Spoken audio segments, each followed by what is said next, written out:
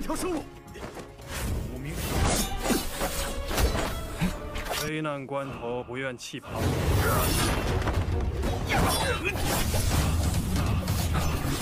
便是。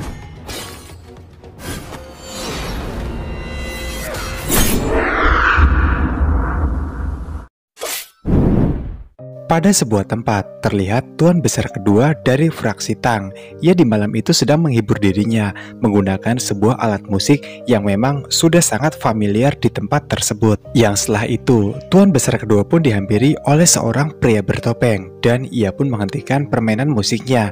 Dirinya juga mengenali siapakah sosok pria bertopeng yang memakai payung tersebut. Ia bernama Sumuyu yang merupakan dari anggota Spider Shadow yang merupakan juga satu-satunya organisasi pembunuh yang paling kuat di masa ini. Organisasi pembunuh nomor satu tersebut bernama Dark River atau Sungai Kegelapan. Tuan Besar kedua kemudian bercerita sedikit tentang Mufuyu. Dirinya adalah sosok yang sangat kuat, interogasi dan juga manipulasi selalu ia lakukan untuk mengintimidasi semua korban-korbannya. Dan karena keberingasannya tersebut juga teknik bermain pedang yang sangat mumpuni, Mufuyu si hantu payung kemudian diangkat oleh pemimpin tertinggi dari Sungai Kegelapan untuk menjadi kepala regu yang memimpin banyak pasukan untuk membunuh siapapun yang dianggap sebagai lawan mereka. Di sini Tuan Besar kedua yang sadar jika dirinya pasti akan mati sebentar lagi oleh hantu payung. Kemudian ia pun segera langsung menyerangnya terlebih dahulu. Yang untungnya di waktu yang tepat, pemimpin tertinggi dari Sungai Kegelapan pun lalu tiba. Dan barulah di sini ia mengaku jika lawannya bukanlah si hantu payung melainkan dirinya sendiri melawan Tuan Besar kedua tersebut.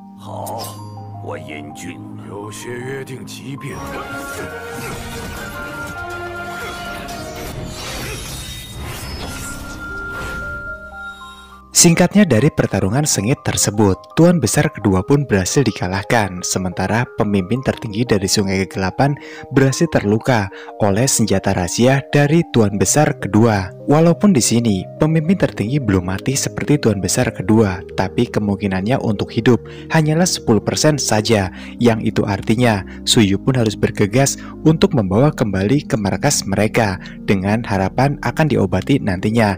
Tapi di sini pemimpin tertinggi pun melarangnya. Ia pun tahu jika tidak ada satu dokter pun di tempatnya yang akan bisa mengobati lukanya tersebut. Di sini pemimpin tertinggi meminta Muyu untuk segera membawanya ke sebuah kota yang bernama Qiantang, yang nantinya di kota Qiantang lah pemimpin tertinggi akan diobati oleh seorang tabib atau dokter raja pengobatan yang bernama Bai Hehuai. Muyu pun di sini menolak dengan tegas karena jika mereka menuju ke kota tersebut, perjalanannya sangatlah jauh dan pastinya para musuh akan membantai mereka dengan sangat mudah di sana. Muyu di sini hanya khawatir dengan keselamatan dari pemimpin tertinggi. Namun dikarenakan pemimpin tertinggi tetap bersikukuh untuk pergi ke tempat itu, pada akhirnya Muyu pun tidak mempunyai pilihan untuk mengantarkan pemimpin tertinggi menuju kota Qiantang. Mereka pun berjalan lurus ke arah utara. Dalam kereta kudanya, di sana terlihat Lembu yang merupakan salah satu zodiak atau salah satu pasukan elit dari anggota Dark River. So guys, biar kalian gak bingung, Bang Castello coba jelasin sedikit apa bedanya Dark River dan juga Spider Shadow. Pertama kita bahas Dark River dulu. Dark River adalah sebuah organisasi besar pembunuh bayaran yang paling terkuat di dunia persilatan saat ini. Sementara Spider Shadow bukanlah sebuah organisasi terpisah, melainkan sebuah unit atau divisi khusus di dalam Dark River itu sendiri. Tugas utamanya untuk mengawal dan juga melindungi para patriark dari Dark River. Jadi paham ya?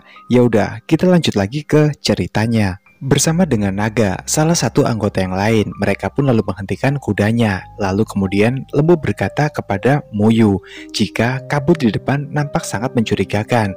Dan kemudian mereka pun segera turun untuk mengecek ada apakah yang terjadi di depan sana. Tentunya Muyu pun tidak tinggal diam, ia juga turun untuk ikut mengecek bersama-sama. Yang kemudian dari arah depan Muyu pun diserang oleh beberapa tombak kecil. Ia pun dapat menangkisnya dengan sangat baik. Terlepas dari semua itu, lalu muncul beberapa hantu kecil yang berusia 13 tahun mencoba untuk menyerang Muyu.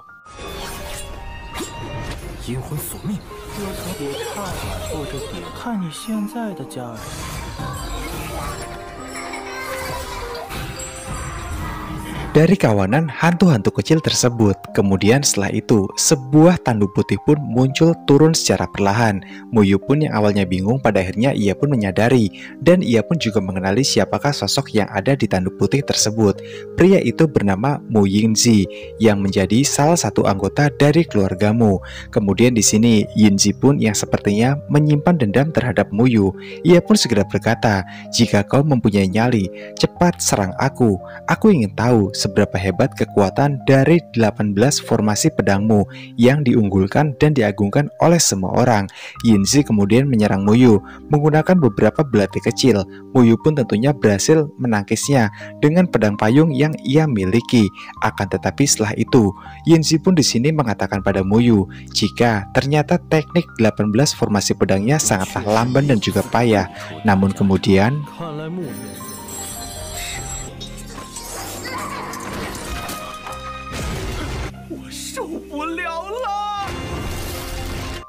setelah itu, Muyu pun segera melaporkan tentang apa hal yang baru saja terjadi kepada pemimpin tertinggi Dark River. Muyu pun di sini menjelaskan jika pasti saat ini dengan keluargamu yang baru saja menyerang, mereka semua akan tahu tentang kondisi dari pemimpin tertinggi mereka yang sedang sekarat dan mungkin tidak akan terselamatkan. Itu artinya para musuh yang lama menyimpan dendam pasti akan dengan mudah untuk menghabisinya. Tapi pemimpin tertinggi berkata pada Muyu, jika bukan hal itulah yang ia khawatirkan saat ini. Ia pun tahu jika dengan menyebarnya kabar terkait dirinya yang saat ini sudah terluka sangat parah, maka itu artinya sosok yang akan dihabisi terlebih dahulu bukanlah dirinya, melainkan dokter ilahi yang akan menyembuhkan luka dari pemimpin tertinggi. Tentunya para musuh tidak akan berani untuk mengusiknya selama Muyu ada di samping pemimpin tertinggi, yang itu artinya Muyu pun diharuskan untuk menyelamatkan dokter ilahi sebelum para musuhnya menghabisinya. Dengan begitu nantinya mungkin nyawa dari pemimpin tertinggi ini akan diselamatkan. Melihat kondisi dari pemimpin tertinggi yang terluka sangat parah, Muyu tentunya tidak ingin meninggalkannya begitu saja, karena ia tahu kemungkinan besar apa yang akan terjadi jika Muyu tidak berada di samping pemimpin tertinggi sekarang. Tapi karena desakan dan juga perintah dari pemimpin tertinggi, pada akhirnya Muyu pun bergegas untuk mencari dokter ilahi tersebut dan menyelamatkannya. Dan untuk keselamatan dari pemimpin tertinggi, ia pun menyerahkannya kepada lembu dan juga naga.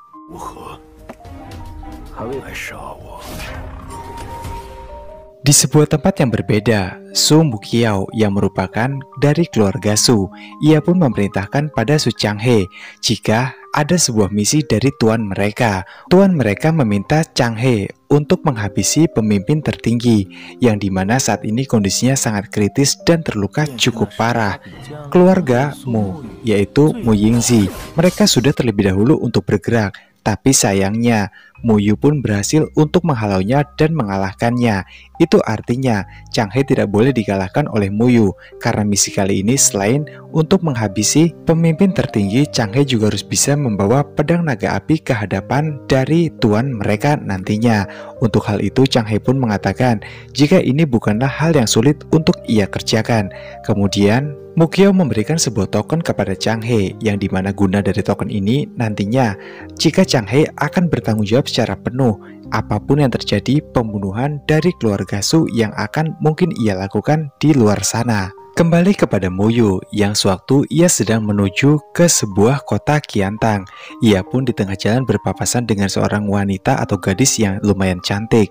Di sini Muyu pun malah terfokus pada sebuah kotak yang dibawa oleh gadis tersebut. Sementara gadis itu yang terkesima dan terpesona sewaktu melihat wajah Muyu yang memang sangatlah tampan. Lalu kemudian Muyu pun berhenti dan bertanya pada gadis tersebut, apakah tak jauh dari tempat ini ada sebuah rumah obat yang disebut dengan sebutan Baihe. Kemudian Muyu pun berkata, semua itu dikarenakan ada salah satu dari anggota keluarganya yang sedang terluka cukup parah saat ini. Sang gadis pun yang terpesona dengan ketampanan dari seorang Muyu. Ia pun lalu menjelaskan, jika apa kau sedang mencari dokter? Jika memang iya, mungkin dirinya bisa membantu Muyu untuk menyembuhkan seseorang yang dimaksud oleh Muyu yang saat ini kondisinya sedang kritis dan terluka cukup parah. Muyu pun tentunya sangat senang dan ia pun sangat berterima kasih pada gadis tersebut. Singkatnya, mereka pun segera bergegas menuju ke lokasi yang telah ditetapkan oleh Muyu, dan nantinya di sana sang gadis pun akan mencoba untuk mengobati luka dari pemimpin tertinggi Dark River. 让我先去给他探个路。姑娘，请。 Sesampainya gadis tersebut di sebuah tempat yang dibawa oleh Muyu, rupanya ia pun yang sudah diketahui jika seorang dokter, disambut baik oleh para zodiak yang berjaga di tempat tersebut. Mereka juga berkata jika kedatangan gadis itu memang sudah sangat ditunggu oleh pemimpin tertinggi mereka. Mengetahui siapakah yang datang kali ini, pemimpin tertinggi pun nampaknya sangat senang, yang rupanya juga mereka berdua sudah saling mengenal. Namun pada saat itu usia gadis ini masih sangatlah kecil pada pertemuan terakhir mereka di waktu itu. Kemudian sang gadis pun segera mengobati luka dan juga mengeluarkan semua racun yang saat ini ada di dalam tubuh pemimpin tertinggi. Melihat pemimpin tertinggi yang sepertinya kesakitan sewaktu diobati oleh gadis tersebut, Muyu pun di sini bersiap untuk mengeluarkan pedangnya dan membantai sosok wanita itu yang menurut Muyu akan menghabisi pemimpin tertinggi. Tapi gadis itu pun berkata pada Muyu, jika sebaiknya kau diam dan jangan mengganggu caraku mengobati. Jika tidak, semua racun akan menyebar dan mungkin pemimpin tertinggi akan mati. Pada akhirnya, hal itu pun membuat Muyu untuk menaruh kembali pedangnya dan wanita itu pun kembali melanjutkan pengobatannya. Setelah berhasil mengeluarkan beberapa racun dari dalam tubuh pemimpin tertinggi, gadis itu pun segera sadar jika racun yang ada dalam tubuh pemimpin tertinggi adalah racun plum hujan salju, yang dimana ini adalah racun keturunan yang dimiliki sangat unik oleh keturunan dari tuan pemimpin kedua, yaitu Tuan Tang. Gadis ini kemudian bertanya lagi pada pemimpin tertinggi bagaimana caranya dirinya masih bertahan hidup sampai detik ini. Mendengar hal tersebut, Muyu pun kembali naik pitam dan ia pun bersiap untuk menghabisi gadis tersebut karena mengingat sikapnya yang sudah kurang ajar kepada pemimpin tertinggi mereka. Tapi di sini pemimpin tertinggi pun hanya tertawa dan meminta Muyu agar sebaiknya tidak usah ikut campur. Dirinya sangat mengenali sosok wanita ini. Kemudian pemimpin tertinggi mengenalkan jika nama dari gadis tersebut adalah Bai Heihui yang merupakan dari lembah Raja Pengobatan. Dia adalah master bela diri dari Xing Baichao dan juga adik perempuan dari Raja Pengobatan sebelumnya dan penguasa pertama lembah Raja Pengobatan, murid terakhir dari Li Yuzhen. Di sini setelah Muyu mengetahui siapakah sosok Dr. Bai yang sebenarnya, ia pun meminta tolong pada Dr. Bai sembari membungkuk, yang dimana Muyu pun meminta agar sebaiknya Dr. Bai menyembuhkan juga segera mengeluarkan semua racun yang ada di dalam tubuh pemimpin tertinggi. Dr. Bai kemudian menjawab pada Muyu jika hal itu pasti akan ia lakukan dengan catatan Muyu berani untuk membayarnya dengan harga yang sangat tinggi. Muyu pun sepakat dengan apa yang dikatakan oleh Dr. Bai. Muyu pun di sini bertanya pada Dr. Bai berapa lama dirinya bisa untuk menyembuhkan pemimpin tertinggi. Dr. Bai lalu mengatakan jika aku telah secara paksa menekan semua racun unik dalam tubuh pemimpin tertinggi untuk keluar. Tetapi aku tahu itu adalah racun yang tidak biasa dan dia pasti tidak akan mati hari ini. Tentunya hal itu pun membuat Muyu terkejut. Apa maksudnya dengan tidak mati hari ini? Apakah itu artinya jika pemimpin tertinggi pasti akan mati di kemudian hari? Lalu kemudian Dr. Bai menjelaskan ini adalah racun unik dari fraksi Tang yang tentunya bukan racun pada umumnya yang biasa untuk aku tangani. Penyakit ini tidak bisa disembuhkan dengan mudah, tentunya perlu proses dan sedikit memakan waktu yang tidak sebentar. Tapi guruku pernah berkata padaku jika aku adalah murid satu-satunya dan murid terakhir yang berbakat untuk mewarisi semua teknik pengobatan yang ia miliki, yang itu artinya aku pasti bisa untuk menyembuhkan penyakit dari pemimpin tertinggi saat ini. Dr. Bai kembali bertanya pada Muyu, apakah dirinya tidak penasaran bagaimana dirinya bisa tahu semua identitas yang terkait dari seorang Muyu.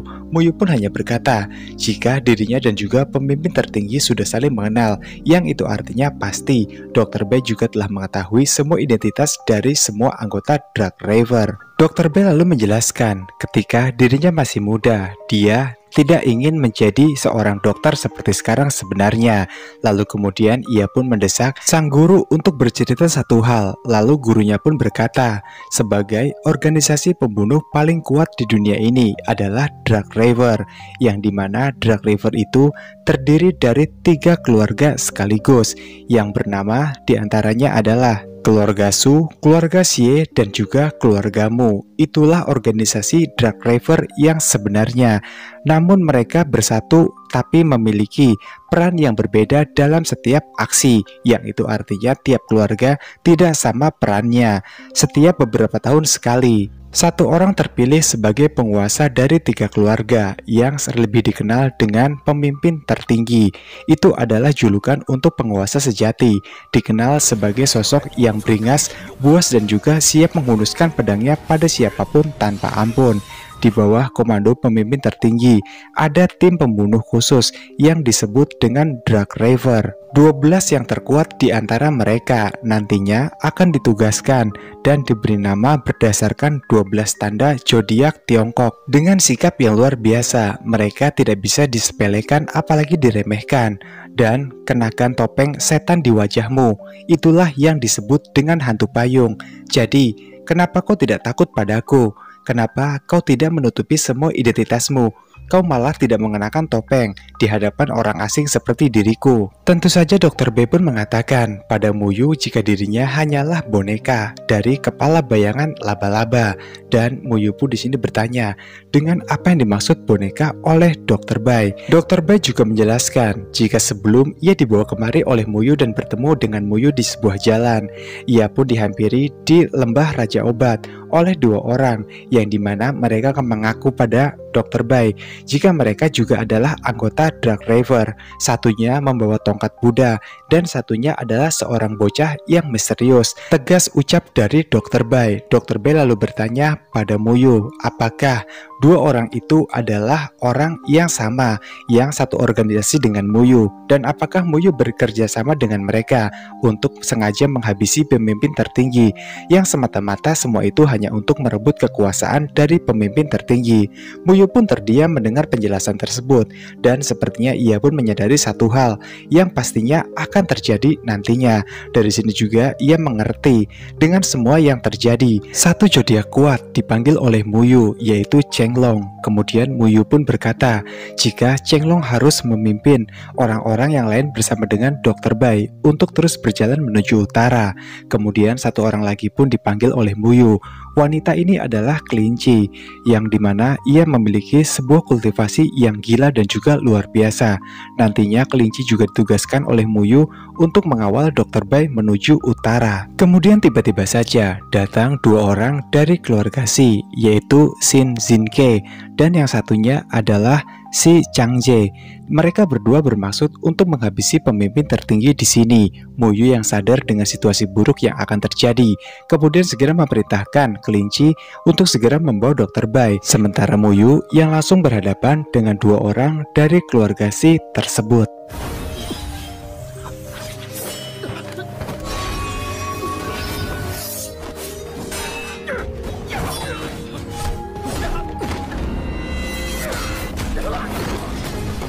Setelah berhasil dikalahkan oleh Muyu pada akhirnya, Zinke dan juga Changze, mereka berdua pun memutuskan untuk tidak lagi membuat masalah dengan Muyu. Lalu kemudian mereka pun memutuskan juga untuk pergi dari tempat itu agar mereka bisa tetap hidup.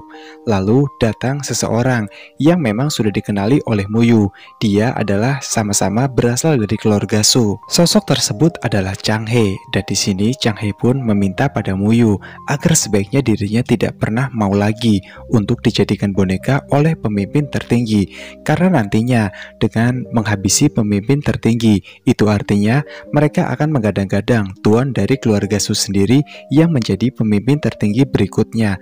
Dengan begitu artinya, Muyu dan juga para keluarga Su yang lain akan mendapatkan tempat yang lebih layak dan tidak menjadi boneka seperti sekarang. Sejenak, Muyu pun ragu karena sosok yang berkata adalah saudara dari sama-sama keluarga Sunya.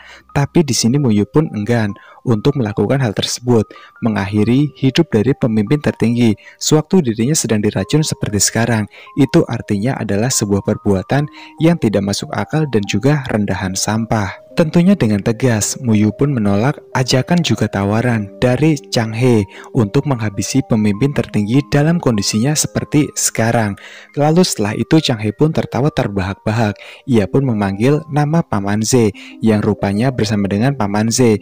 Chang He telah bertaruhan sebanyak 100 tel. Di sini pendapat Chang He, pasti Muyu tidak akan mau untuk menuruti apa yang baru saja ia katakan. Karena jawaban dari Chang He adalah kebenaran. Itu artinya Paman Ze berhutang 100 tel banyaknya pada Chang He. Walaupun di sini Chang He sudah mendapatkan 100 tel dari Paman Ze karena menang taruhannya, ia pun tidak puas begitu saja, dikarenakan ia mendapatkan misi langsung dari tuannya, yang dimana Chang He diharuskan untuk menghabisi pemimpin tertinggi saat ini juga. Dan Chang He juga tahu jika Muyu tidak berpihak padanya dan tidak mau ikut bergabung dalam organisasi yang akan diciptakan oleh tuannya nanti.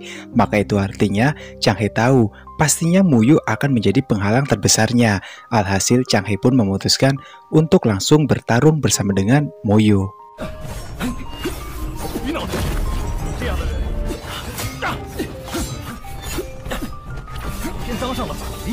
真是令家长负责。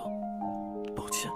Dalam pertarungan tersebut, Muyu pun memperingatkan Chang He agar sebaiknya tidak memancing dirinya. Namun Chang He pun bukannya berhenti untuk menyerang Muyu. Ia pun malah meminta Muyu mengeluarkan 18 formasi pedang yang dimiliki oleh Muyu. Yang kemudian setelah itu juga Paman Zen yang mengetahui hal tersebut mencoba untuk menghentikan Chang He, berusaha agar ia tidak melanjutkan pertarungan tiada arti semacam ini. Namun di sana Chang He pun tersadar jika sewaktu dirinya bertarung bersama dengan Muyu, ada seseorang yang sedang memperhatikan pertarungan mereka. Sosok tersebut adalah tuan mudamu yang bernama Mu Bei. Lalu kemudian tuan mudamu pun berkata pada Chang He apakah dirinya sedang merencanakan sebuah pemberontakan. Di tengah kondisi pemimpin tertinggi yang sedang kritis seperti sekarang, Chang He pun tidak menggubris pertanyaan tersebut. Ia pun malah berkata pada tuan mudamu, jika pukulan kerasnya tadi rupanya telah mengenai tendon dari tuan muda Mu Bei, yang itu artinya jika Mu Bei tidak segera menemukan tempat pemulihan malam ini, dirinya tidak akan selamat untuk hidup lebih lama lagi. Mu Bei pun yang tahu hal itu, ia pun memutuskan untuk pergi. Kepada Chang He, tuan muda Mu Bei pun berkata jika apa yang dilakukan oleh Chang He padanya hari ini nantinya akan dibayar mahal oleh Chang He itu sendiri. Kemudian setelah itu Chang He pun berkata pada Muyu jika tidak ada gunanya lagi mereka melanjutkan pertarungan ini, dikarenakan Chang He tahu jika sebenarnya pemimpin tertinggi saat ini sudah mati, dan itu artinya jika Muyu mengeluarkan 18 formasi pedangnya maka nantinya akan menjadi sebuah pertarungan yang sia-sia. Alhasil Chang He pun memutuskan untuk tidak meneruskan pertarungannya bersama dengan Muyu, karena walaupun bagaimana juga Muyu adalah saudara baik dari seorang Chang He. Kemudian ia pun memutuskan untuk pergi bersama dengan Paman Zen, meninggalkan Su Muyu seorang diri. Sementara itu di sisi lainnya, Dr. B saat ini sedang berusaha untuk mengeluarkan semua racun dari dalam tubuh pemimpin tertinggi. Segala teknik diupayakan oleh Dr. B supaya racun itu benar-benar hilang. Dan di sini pemimpin tertinggi bertanya pada Dr. B apakah dirinya memang benar-benar bisa pulih seperti sedia kala. Karena mengingat racun ini adalah racun mematikan nomor 1 yang ada di dunia ini. Ini merupakan teknik yang mematikan yang bernama racun palm hujan salju, sebuah racun kuno yang memang sengaja diwariskan dari keluarga Ban untuk generasinya mendatang.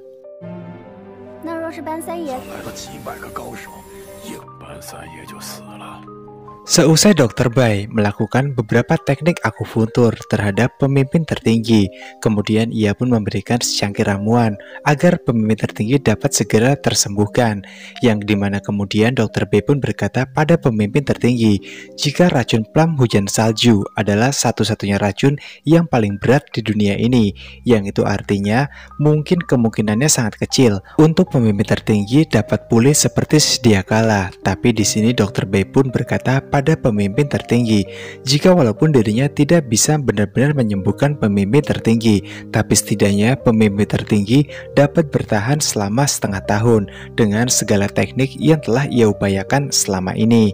Pemimpin tertinggi pun berkata, jika setengah tahun adalah waktu yang sudah sangat cukup untuk ia dapat menghabisi hidupnya. Berpindah ke kediaman keluarga Si. Di sana si Jin Ke bersama dengan si Chang Jae, mereka berdua sedang menghadap kepada Fan Hua, yang dimana kemudian Fan Hua yang tahu dengan apa yang diperbuat oleh mereka berdua ini. Fan Hua pun nampaknya sangat marah sekali karena tindakan mereka ini adalah tindakan yang gegabah dan juga sangat ceroboh. Mereka tidak tahu siapakah sosok yang tadi mereka lawan, yaitu Mu Yu, seorang yang paling tangguh di bawah pemimpin tertinggi. Tentunya dua cecoro ini bukanlah lawan yang sebanding untuk melawan Mu Yu. Hal itu pun membuat Fan Hua pun sangat kesal karena tindakan mereka ini tidak ada yang memerintah melainkan inisiatif dari mereka berdua. Jin Ke kemudian berkata pada Fan Hua, jika tadi di sana mereka berdua melihat Su Chang He dan juga Su Ze datang ke tempat itu. Lalu kemudian Fan Hua pun bertanya pada Jin Ke, apakah yang diperbuat oleh Su Chang He di sana? Dari pengamatan Jin Ke, di sana tidak terjadi hal-hal yang mencurigakan. Malahan mereka berdua pun dapat menyimpulkan jika pastinya Chang He, Paman Ze, dan juga Mu Yu, mereka tidak akan menjadi satu kesatuan aliansi yang kuat atau bergabung. Karena Jin Ke tadi melihat di sana jika terlibat sebuah pertarungan hebat antara Mu Yu dan juga Chang He. Tak lama kemudian, Chang He bersama dengan Paman Ze pun tiba di tempat itu. Chang He berkata pada Fan Hua jika ia sebenarnya tidak bergabung dan beraliansi bersama dengan Su Mu Yu. Malahan ia yang tadinya ingin mengajak Su Mu Yu bergabung, malah dihajar habis-habisan oleh Su Mu Yu, hingga membuat dirinya pun menjadi tidak ada hubungan apa-apa lagi bersama dengan Su Mu Yu. Namun di sini Fan Hua pun sadar jika Chang He adalah sosok yang licik dan juga berbahaya. Semua perkataannya adalah kebohongan semata, dan Fan Hua pun juga meyakini jika Chang He hanyalah mencoba untuk memprovokasi dirinya saja. Tapi di sini kemudian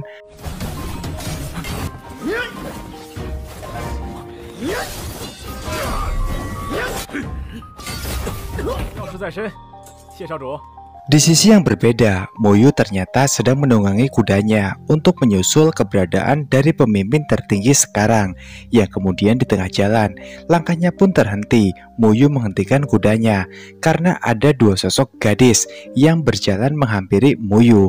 Mu Yu sudah mengenali gadis tersebut, tapi belum diketahui dan belum dijelaskan di episode ini siapakah sosok gadis tersebut. Namun yang jelas, tujuannya menghampiri Mu Yu bukanlah tanpa alasan. Secara terang-terangan di hadapan Mu Yu, dua gadis ini pun berkata jika mereka memang diutus oleh Chang He untuk menghentikan langkah Mu Yu, sehingga dengan begitu nantinya Mu Yu pun akan terlambat dan mungkin tidak sempat untuk menemui pemimpin tertinggi yang terlebih dahulu telah dihabisi oleh Chang He dan juga kelompoknya yang lain. Di tengah rombongan pemimpin tertinggi, di sana Dr. Bai kemudian meminta pada lembu untuk menghentikan perjalanan mereka dan beristirahat di sebuah rumah kosong yang dilihat oleh Dr. Bai di depan sana. Namun di sini lembu pun menolak karena mengingat mereka akan dalam bahaya jika beristirahat di sembarang tempat. Terlebih lagi rumah kosong itu seperti rumah yang memang sengaja disiapkan sebagai jebakan. Namun kemudian lembu pun diperingatkan oleh pemimpin tertinggi agar sebaiknya ia mengikuti dan menuruti apa yang dikatakan oleh Dr. Bai. Bai. Singkatnya, semua rombongan pun terpaksa berhenti menuruti apa yang dikatakan oleh sang dokter sesuai instruksi dari pemimpin tertinggi. Sebab menurut Dr. Bai, jika mereka tetap memaksakan untuk berjalan, maka nantinya pemimpin tertinggi kalian akan berada dalam keadaan bahaya. Dengan keterampilan yang telah diberikan oleh pemimpin tertinggi sebelumnya, kereta kuda itu pun dihilangkan oleh lembu, dan juga semua orang pun nampak siap berjaga di area sekitar, menjaga keselamatan dari pemimpin tertinggi yang saat ini sedang terluka cukup parah. Lalu kemudian di sana, Dr. Bai bertanya pada pemimpin tertinggi. Jika diamati dari tadi, Dr. Bai pun menyimpulkan ada rasa takut yang timbul dari wajah pemimpin tertinggi. Menurut Dr. Bai, tidak ada satu hal pun yang ditakuti oleh pemimpin tertinggi, tapi kali ini semuanya pun nampak berbeda. Pemimpin tertinggi lalu menjawab, jika semua itu dikarenakan Muyu yang saat ini jauh dari pemimpin tertinggi dan tidak ada di sisinya, maka itu alasannya kenapa pemimpin tertinggi merasa sedikit khawatir dan bahkan mungkin terasa takut. Karena semua zodiak yang ada di sini tidak bisa terlalu ia banyak harapkan. Lain halnya dengan seorang Muyu. Di sana saat membahas Muyu, terlihat wajah dan juga ekspresi Dr. Bai nampak sangat sumringah dan juga senang. Alhasil pemimpin tertinggi pun di sini dapat menyimpulkan dan ia pun paham jika sebenarnya Dr. Bai menyukai Muyu. Segera pemimpin tertinggi berkata pada Dr. Bai jika nantinya ia benar-benar bisa mengeluarkan semua racun dari dalam tubuhnya, maka bukan urusan yang sangat susah untuk menyatukan dan meminta Muyu untuk segera menikahi Dr. Bai.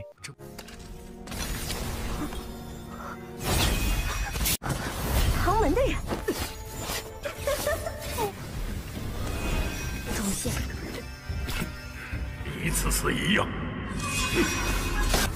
邪魔外道。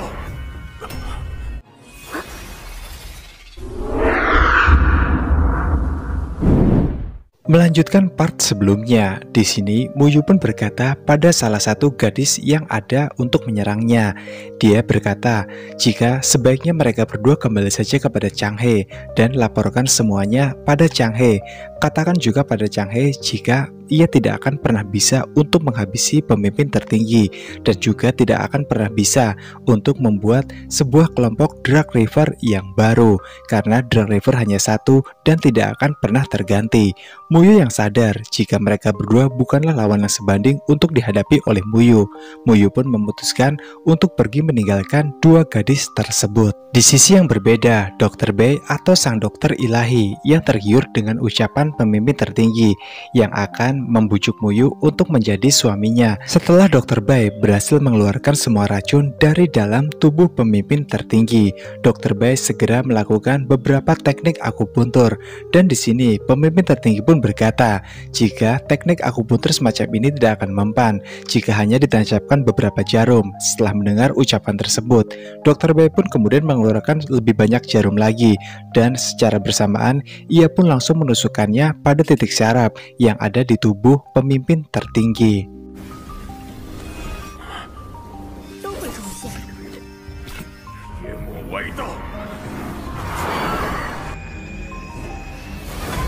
Kembali kepada Muyu di tengah jalan, tepatnya di sebuah hutan bambu. Muyu pun bertemu dengan seseorang yang lagi-lagi ia sudah kenal. Sosok ini bernama Su Hui yang juga berasal dari keluarga Su. Ia adalah seorang instruktur di sebuah api penyucian, tapi Muyu selalu menyebutnya dengan julukan guru. Muyu pun di sini seketika sadar jika Hui adalah orang yang dikirim oleh Chang He untuk menghentikan langkahnya. Dan di sini rupanya Hui bersama dengan Chang He juga orang-orang yang telah menghabisi Muyu sebelumnya. Mereka semua sebenarnya tidak memiliki dendam ataupun urusan bersama dengan Muyu karena mereka sama-sama berasal dari keluarga Su. Tapi dikarenakan ambisi mereka yang sama, yaitu untuk menghabisi pemimpin tertinggi, dan Muyu selalu saja menghalangi niat mereka tersebut. Maka itu artinya Muyu juga menjadi salah satu target orang yang juga mungkin harus mereka habisi.